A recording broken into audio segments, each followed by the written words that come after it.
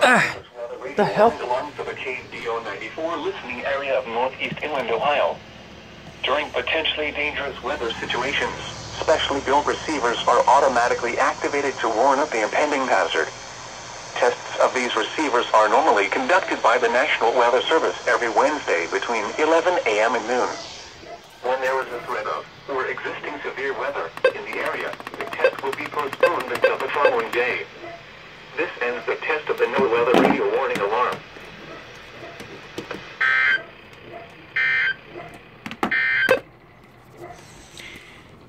Don't know why these two Acura radios didn't activate, but...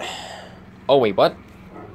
So, the 262 activated, even though I just reset it. Yeah, that's radio activated, but not...